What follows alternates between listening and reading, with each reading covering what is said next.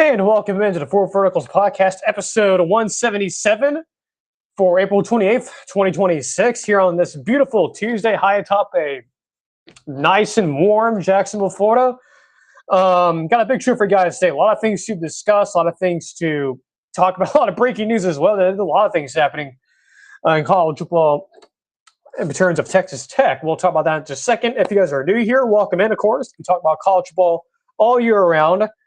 We've been doing this show for a couple of years now if you're new here, but yeah, we talk about college football all year round. We do this show twice a week on Wednesday or on Tuesdays and Thursdays, and we also have the extra pod that happens on either Wednesdays or Fridays. I think we'll do one Friday, not tomorrow, so just be aware of that. But hopefully you guys are having a great day wherever you're watching this, or if you're watching live on YouTube or watching on Spotify. Well, not watching on Spotify, but listening on Spotify. But if you're watching later on the replay, later, it doesn't really matter. But anyway, let's go and get started here. I'm going to get some water real quick, and then we'll go and get started.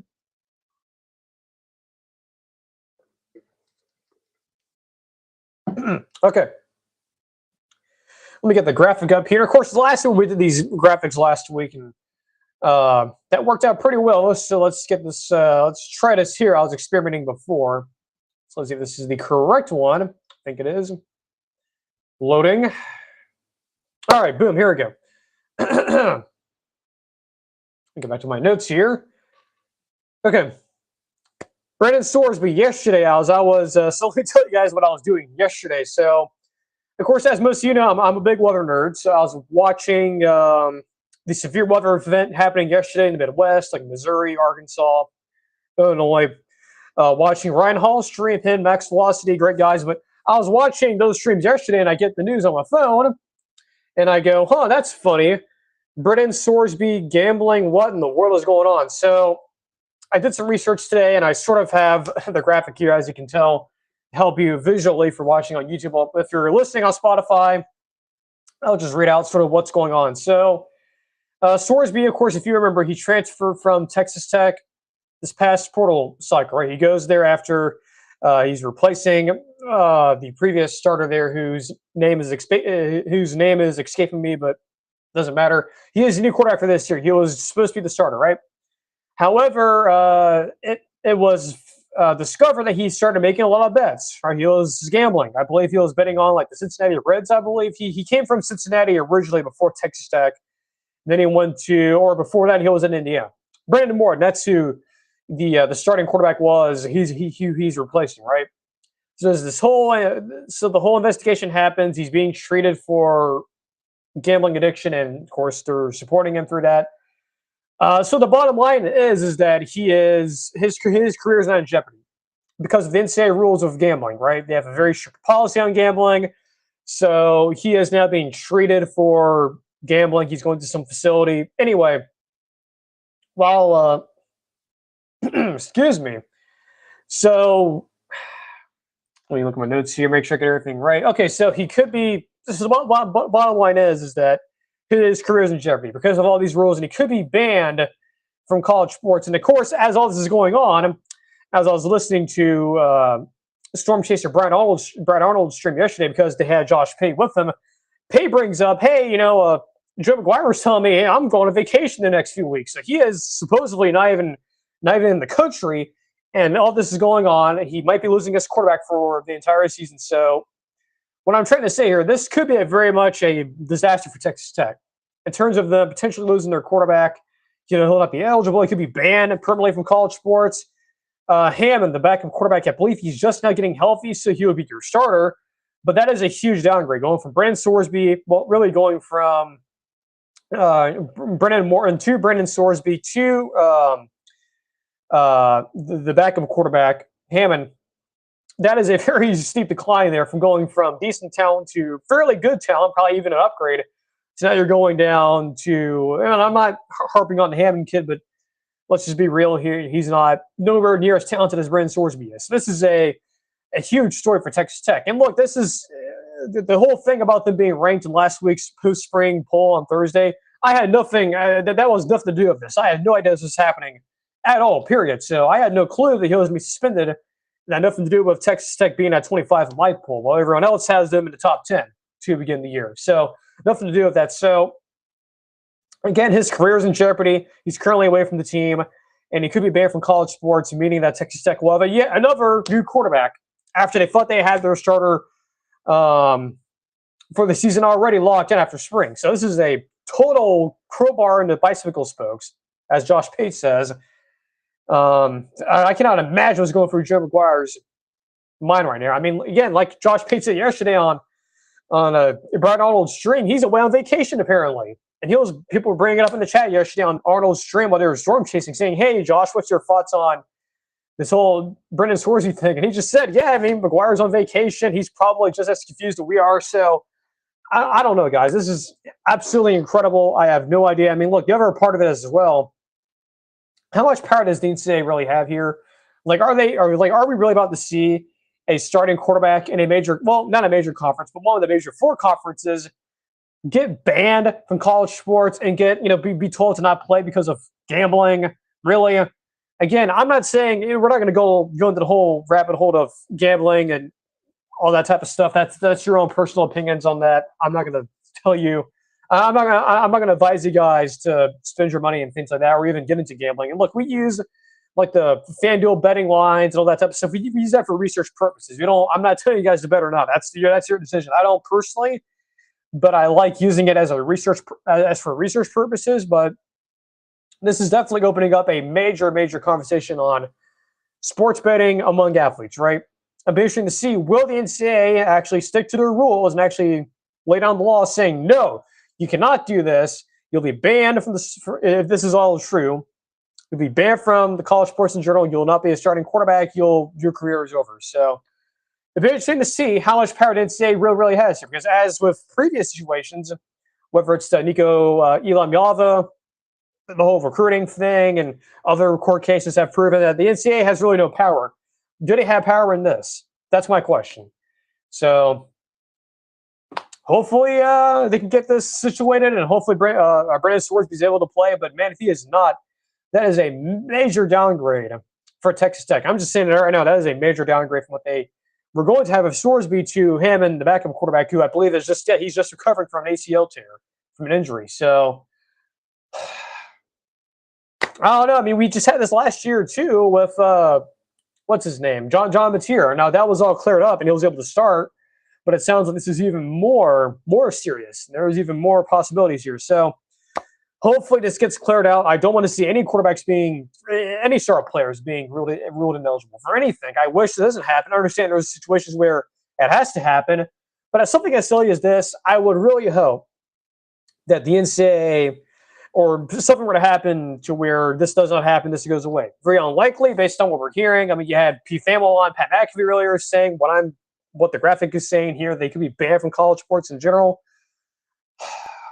I just cannot fathom what's going through Joe McGuire's mind right now. While he's on vacation, apparently, and he's out of the country, supposedly. And wow, the sport never stops, guys. The sport never stops. And I keep on telling you guys that we do this show twice a week, even though folks are taking vacation and going on, time off and whatnot. But we're still here doing shows, even though we've been skipping shows for other reasons, legitimate reasons. But anyway, Brendan Sorsby's situation. We are watching this like a hawk. We are going to pay attention to this over the next couple weeks or so. Be interesting to see what other folks are saying too. I'm sure Josh Pate's going to talk about it on his show Thursday. I will say this, and I forgot to bring this up earlier. Let me see if I can go to my where I had this up earlier. Was looking through this yesterday. Where is it? Let me look around here. Here it is. Yeah, so JD Piquel from On3 probably had the best way to put this, and this is on Twitter. I'm looking at this on Twitter. He said, quote, "Get the feeling that however this is handled will be a massive precedent setter in the world of college sports." I agree with JD. I mean, this is going to be very, very huge. And the fact that the school is even saying he's taking leave of absence from the program, and this is a lot different than the whole John Mateer thing. The John Mateer thing was all just a silly, going on Venmo, and his account was, his thing was made public and whatnot. And that was all silly. This is real, okay? This is a real legit situation where his career could be on the line. I do not take a lot of joy in saying that.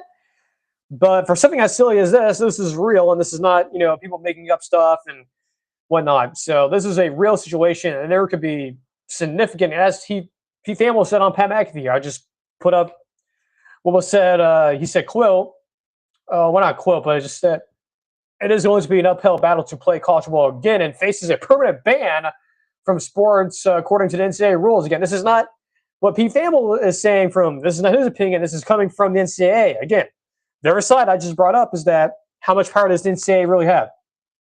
Huh? Did it have very much power?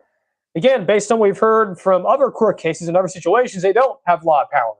So do they sit back and say, I don't know, bro, like, who cares about sports gambling? Who really cares? Again, at this point, this is what the school is saying. The school is saying that he is taking a leave absence from the team. He's currently away from the team, and he's getting, quote-unquote, help. The NCAA is zero. Nothing said right now. So are they going to sit back and say, I don't know, bro, like, should we really handle this, bro? Is this really that important, bro? I don't know, man. Like, this is, hey, we'll see what they say. Let's just calm down. But, man, like I said earlier, I cannot imagine what's going through Joey McGuire's mind right now. Again, apparently, according to Josh Pate, he's on vacation. So, or supposedly he's going on vacation. But whatever. Brendan Sorsby, situation we'll keep on. Fix my microphone here or headset here. We'll keep an eye on this. We'll keep tabs on it. And I'll give you guys updates throughout the week and obviously on the next few shows. But we'll be watching this for sure. Let's get this graphic off. Actually, we can do this on here, actually. All right. I guess we can go on to our next segment here. Again, we are working with using graphics now. And by the way, too, the new thumbnail for the show, a new graphic there as well, playing with some brand new graphics and stuff. I don't think I have a graphic here, but we do have a graphic for the next segment, I believe. Let me double check here. I think so. Yes, that is the case. All right. I believe. Do we have a graphic for the next one? I don't know. Let me double check here. Actually, you know what? Let's just do the we'll do the Clemson thing first here, since that is a graphic. Then we'll close the other window here on my computer. Bring this graphic up real quickly here. Again, bear with me, guys. If you're live on YouTube now, if you're on Spotify, I apologize for the pregnant pauses. Let's see here. Is this the right one that I want? Yes, it is. Okay. So I wanted to talk about Clemson, right? Sort of where Clemson is right now and what's happening. So the thing I have sort of questioned, and the question here I have is, what is Clemson's future under Dabo Swinney? Are they capable of actually finally adapting to the changing landscape, or is this their whole run of being a national power over? I have this graphic here sort of detailing reasons for Clemson's demise. Right? We've talked about this over the years and whatnot. Well, I guess it is really over the years. We've been doing this show for 2 years now almost. But I have this graphic here. Well, if you're on Spotify, I'll just read through it. Reasons for their demise, right? The reason why Clemson over the last, like the last 3 or 4 years or so, why they have fallen off compared to where they were before 2020. It's like during the Trevor Lawrence years and the Deshaun Watson years. So what has happened? Well, the first thing that's really been pretty clear is Clemson has a lot of hubris, right? If you don't know what hubris is, it refers to extreme, excessive pride, arrogance, and overconfidence that often leads to a person's downfall, acting as a fatal flaw. And I think Clemson, they've been dealing with a lot of hubris, right? I mean, again, they have had so much equity built up with national championships and all the success of draft picks and recruiting that they have developed a lot of hubris to where it's sort of, there's different ways to put it. Josh Pate uses the consequences of success. You can use hubris as one of those adjectives, I guess, for describing sort of, well, I guess they're a little bit different, but the sort of the consequences, I guess, of success that come up during when you have success or when you start gaining success, right? And this happens with any team that wins national titles, right? Indiana doesn't have to deal with it. Alabama's dealt with it under Nick Saban. Ohio State's dealt with it, either under Urban Meyer or past coaches before him, or even Ryan Day. Clemson has also dealt with to a large extent the consequences of success. But what Clemson's problem is here is hubris. So I guess, hubris and consequences of success are different, but I guess they are related. in this way of Clemson. But Clemson, unlike those programs, dealing with a lot of hubris. That's their problem, is hubris. They have this mentality of, oh, we're big and bad Clemson. It doesn't matter where the sport's going. We can go in any direction we want to, bro. And it's like, that's not the way they handle it. And unfortunately for them, it's not just hubris, but also other factors that go into their demise. Lack of imagination on offense, right? You have the current turnstile of offensive coordinators, right? They went from Chad Morris to, I believe, Tony Elliott and Jeff Scott. Jeff Scott leaves. They make Tony Elliott the primary play caller. He leaves. They promote from within with Streeter, I believe, and he was a total disaster.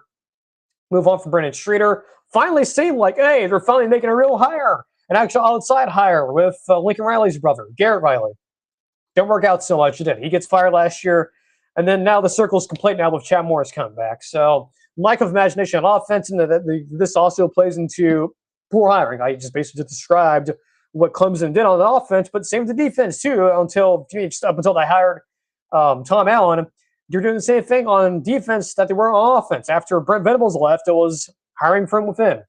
Didn't really change anything. It wasn't like the guys that were hiring were bad necessarily, but they were bad for the changing of times. And then again, this goes back to hubris with Clemson, is that they just assume that everything they were doing before all these changes happened in college football, whether it's transfer portal, NIL, they just thought, oh, everything we're doing now still applies today that was working back in the 2000s, in the 2010s mainly.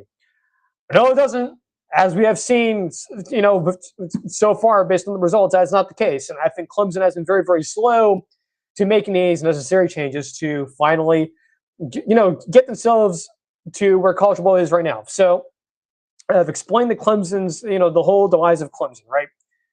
So now the next question is, as I take down the graphic here, let me do that real quick. Close this. Here on my over computer. Okay. So we just went through the whole demise of Clemson, right? Sort of why they've been failing.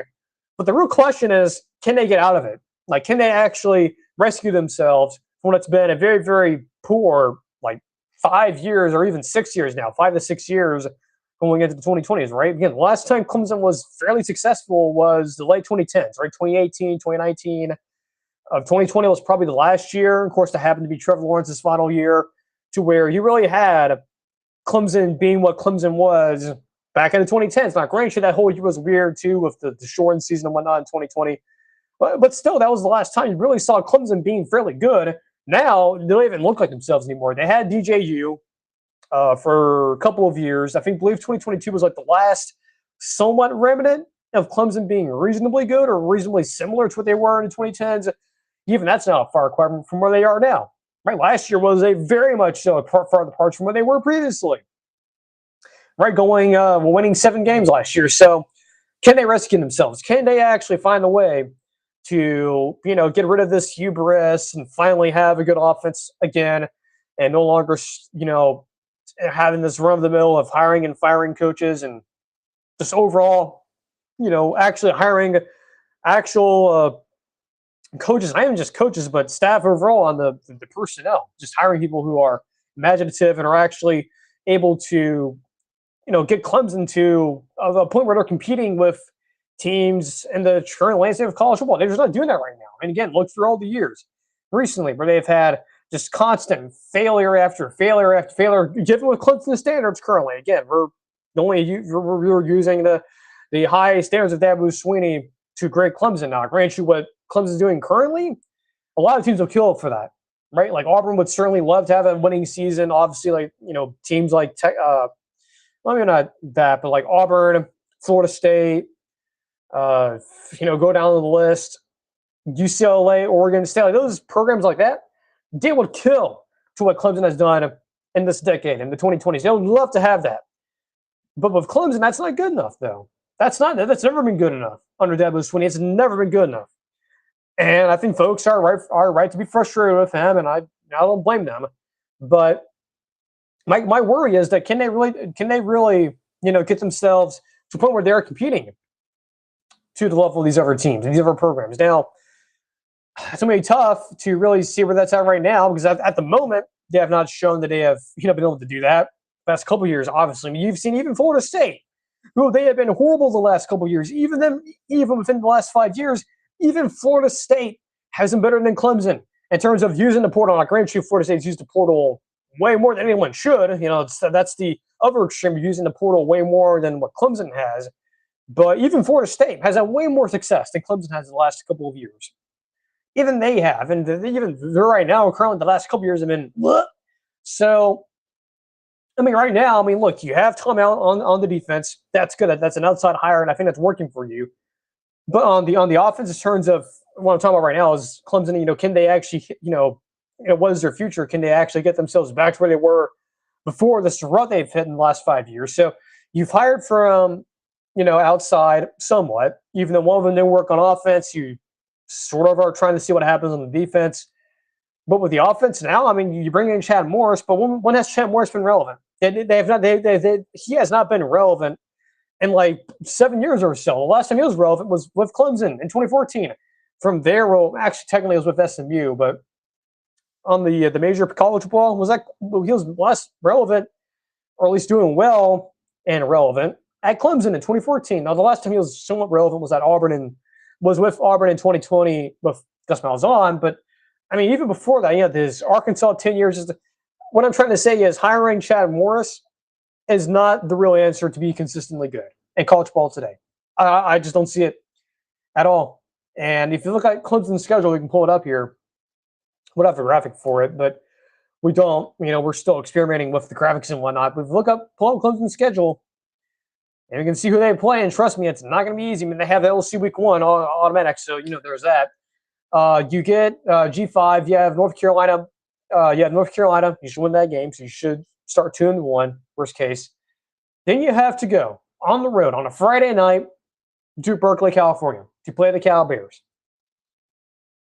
All right, have fun. Hopefully you guys are ready for that. Then you play Miami, FCS team, Virginia Tech, Florida State, Syracuse on the road, Georgia Tech, Duke, South Carolina.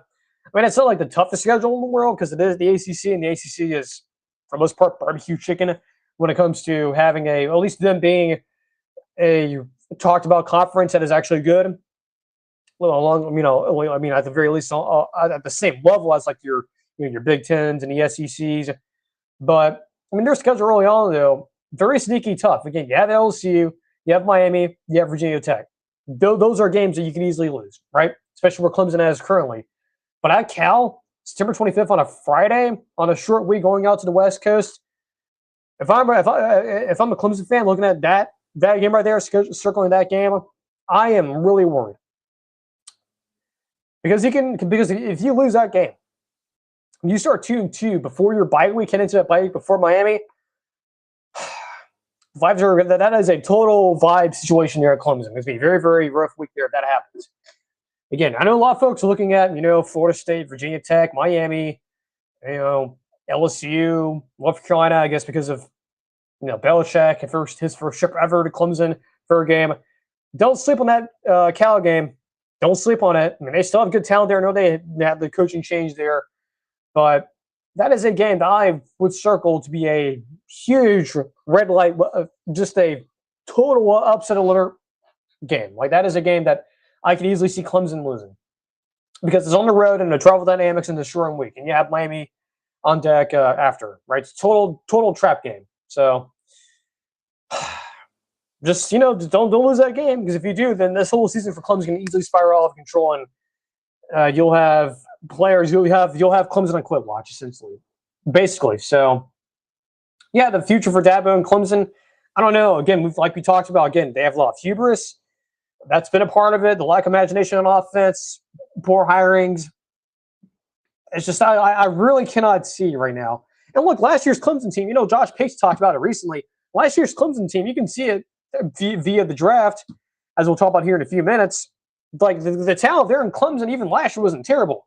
It's just, unfortunately, based on coaching hirings and hubris and lack of imagination on offense, they were awful last year. Heck, even Kate Klubnik got drafted last year, or not drafted last year. Even he was drafted in this year's draft, even before Diego Pavia.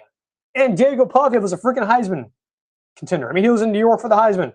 So that tells you that Clemson was not some, poor, dried-up program of talent. No, they still have talent. They still have good players. It's just because of hubris, because of lack of imagination on offense and poor hiring. It's just been that's why. Until they get rid of all those things and start, paying attention to NIL and start paying attention to the transfer portal. Look, they get a little bit better with the portal, but albeit it's not a whole lot. So Clemson. Cannot understand how in the world this happened this quickly. Well, I can't understand it, but I just can't. Like, imagine telling a Clemson fan 10 years ago, literally, as you're about to reach the 10-year anniversary of them winning the national championship, your second or first under Dabo Swinney.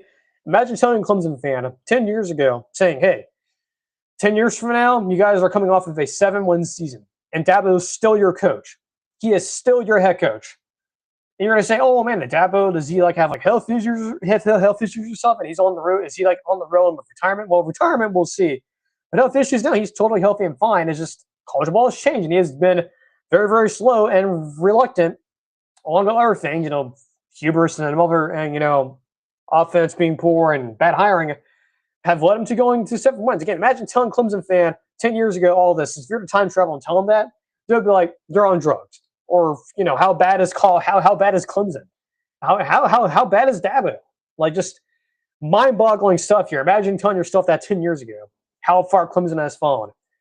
And then the next question you'll probably ask yourself 10 years ago will probably say, okay, so what did Clemson do the year before and the years prior to this past season, man? What the heck happened? Just a weird thing about that, and it's also a very interesting mind experiment too, just to have that amongst yourself, going, man, Clemson's downfall, incredible. Wow. Yeah, so that's the Dabo stuff. Again, look, I'm not hating on Dabo. This is not me hating on Dabo or shitting on him or saying he's a terrible coach. I'm not saying that. All I'm saying is that their downfall and their future looks bleak right now. And the last opportunity, and Josh Fay brought this up last year, based on everything they had, whether it's talent, coaching staff, seemed like it was in a right spot. That was the last year where you could have had Clemson be what Clemson was a couple years ago. And they failed. They failed miserably to do that. And they did not take advantage of it. So, and that's on Dabo. That's on him. But as Josh Pitt has mentioned before, that because of Dabo's success and the way they've handled things up there, a lot of Clemson fans have been sort of reluctant to say anything about it. They're just kind of like, all right, he's won multiple national championships. He's been in multiple national championships. He's won the ACC every single year up until 5 seconds ago. So, we'll kind of deal with it for a year or two, a down year, but maybe we'll be better the next year. I think a lot of that equity is gone.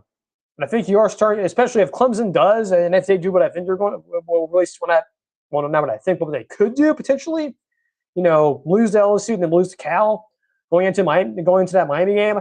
I think you are going to have a lot of Clemson fans go from being, we'll just kind of accept this for what it is. Hopefully it'll be better next year to, no, this is not acceptable. We need to have regime change. Even though regime change is not likely to happen because it's Dabo, and I don't think they would really do that.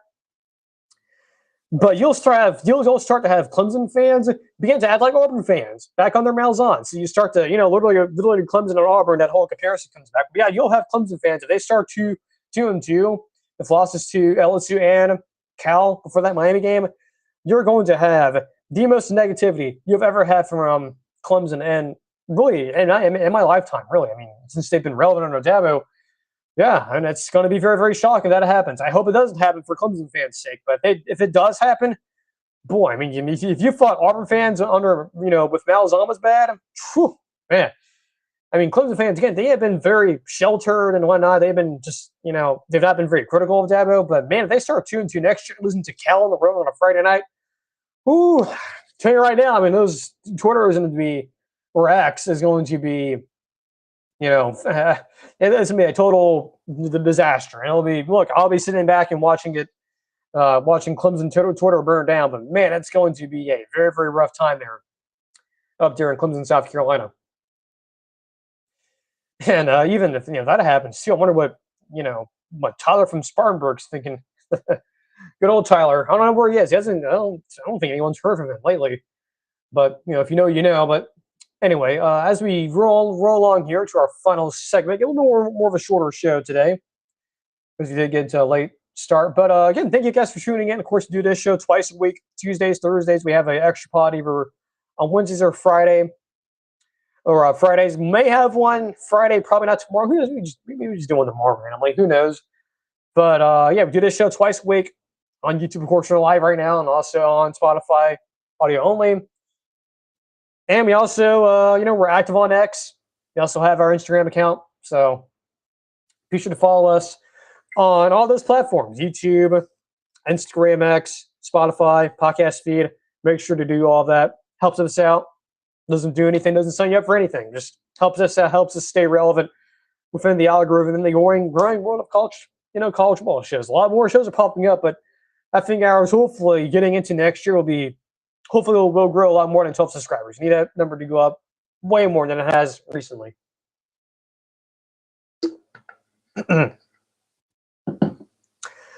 Last segment here, and then we'll get out of here. I want to talk about the G5 and where the G5 is currently, right? So we just had the NFL draft, and the SEC and the Big Ten, as per usual, dominated, along with the ACC, and the Big 12 had a number of players leaving. But what about the G5, right? What about the old pesky G5, right? Was there any players? There was any notable players? Well, as it turns out, the G5 only had 17 players drafted. Let me repeat that. They only had the G5, all the G5 conferences, right? Wherever it's the American, the QSUB, the Sun Belt, you name it. They had 17 players drafted. 17. Not from one team, not from multiple teams, but 17 in general. That's it. I think this is entering, or at least opening up a bigger discussion about the G5. Is it done? As we probably saw in the show title, is it done? The way I think we think of the G5 is obviously a lot different now than what it was 10 years ago, right? It's like those UCF teams in like the 2010s, whether it's 2013 or 2017, or even heck, like Cincinnati years ago in 2021. Those type of teams, now with the current rules of college ball and the transfer portal and NIL, that's over. That's done. You'll never see those teams again. I think that's pretty clear. It's been clear for a number of years. But it's even been more, even more clear now. Again, the fact that we only had 17 players total drafted. Through 7 rounds, mind you, 7 rounds, we had 17 players. Part of it, again, is because of NIL, and part of it is because of the transfer portal. Right? All those good G5 players within the first, years of them being there, like after 1 year, if they ball out, like they could just up and leave, man. They can just go to like, if you're a player from, because I guess we can use the Bucks, right? The Bucks got that Tampa Bay Buccaneers got that one receiver from Georgia State, right? And he could have easily gone in the portal and gone somewhere, but he didn't. He stuck it out. But let's just say, he didn't. He was there at Georgia State for a number of years, right? He could have left, gone anywhere, but he didn't. Let's just say that receiver they got from Georgia State, the Buccaneers, Hurst, I believe, who player's name is, right? He could have gone. He could transfer to Georgia. And a lot of players, unfortunately, the best G5 players do end up doing that. You very rarely see these G5 guys stick around like Hurst did. That doesn't necessarily happen anymore. Again, once the second, if after a G5 player, whether it's quarterback, any position, has a good season, once that season ends, once the regular season ends, regardless of their record, it's open season. LSU, Georgia, Georgia Tech, Auburn, Oklahoma, Ohio State, Michigan, immediately pick up the phone and saying, hey, X player from X G5 team, when you want to come to Columbus or come to Ann Arbor, Michigan, or come to Tuscaloosa, Alabama, that's what happens now. It's not even players, it's coaches too. John Summerall, Alex Glesh, moving on to SEC teams. You have Eric Morris, right, leaving North Texas, going to Oklahoma State. So again, you're even seeing with the coaches too. So the G5, in general, at least the way we used to think of it, right, as this could it potentially have like the American Conference or the QSA become like the piece, like back then it was the P5 and now it's just the P4, but could we eventually see one of those G5 smaller conferences become a power conference? Well, that's not going to happen anymore. With the way NIL is going, with the way the transfer portal is, and with coaching staffs now being elevated from the G5, immediately being swooped up by these power conferences, schools hiring them, it's just not feasible anymore to have the G5 be the way it was a long time ago. And I agree with Josh Pape, and I'll sort of end up with this. is that the G5 should really become like a buffer division, if you will. Because right now we have currently FBS and FCS. I really do think the G5 should be like FBS B, and we should really have FBS 1 or I don't know how would you name it, like FBS 1, FBS 2, or like level 1, level 2. Like the G5 conferences and those teams should be a buffer in between the Power 4, Power 5, or whatever conferences and the FCS. Like they should not be competing at the same level as the other power conferences. And currently, right now, the current playoff structure, that's how it's structured. And I agree with Josh Pate. There should be an extra layer to this layer of college sports. And I think the G5 should be the buffer in between the FBS and the FCS. They should have their own playoff, their own season. And if they want to play, do what the FCS does and play those teams as your check, take the check game or even play them as a spring game, that's fine. But have them competing on the same level as some of these other P4 conferences, I think that's over. I think this past draft is yet again another example of the G5 no longer being what it was 10 years ago. And again, it's because the way the sport's changing, we're seeing all these good players, and once they get good, the second their regular season ends, they're out the door. A lot of these coaches too. So I think that is this draft, and really even this past coaching cycle was once again example a million of the G5 no longer being what it used to be. It's sad, but it's just the reality of the situation. I think a lot of folks need to come to terms with that. Again, I love the G5. I love those little small conferences. I love, those, your South Floridas, your Memphises, and your Coastal Carolinas. But unfortunately, the discussion is going to be, unless they do something drastic here and sort of course correct some stuff and, put in some guidelines for it and whatnot with NIL, this is going to continue. You're going to continue to see the G5 be poached of either players or coaches, and then we're going to have a real conversation. Or are these teams even FBS teams? Should they just go back to Division 2, or even them moving up to the P4 and leaving these conferences?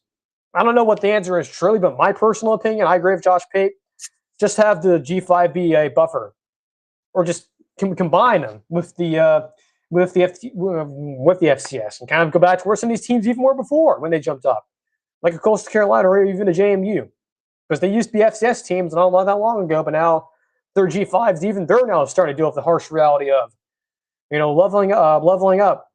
So I don't know what the answer is truly. Is it really having the G5 be a buffer and really just have them be like FBS level 2 or whatever, and all the other teams or all the other conferences be level 1? I don't know, but something needs to happen. And I think a lot of this, or at least the discussion of the G5, is starting to percolate now even more based on this past coaching cycle and the draft. And that's it for the show. Again, a little bit shorter show today, but a little bit of a later start for us as usual. Got a lot of things to get to, a lot of things to attend to, but that happens. But that's it for the show. Again, we're back on Thursday, usual time. Again, we're working on the new graphics and whatnot. Hopefully, you guys are liking that. We'll do an extra pod either tomorrow or definitely Friday, maybe tomorrow. We'll see. But until Thursday, take care of yourselves. Enjoy the rest of your Tuesday, and we'll see you guys.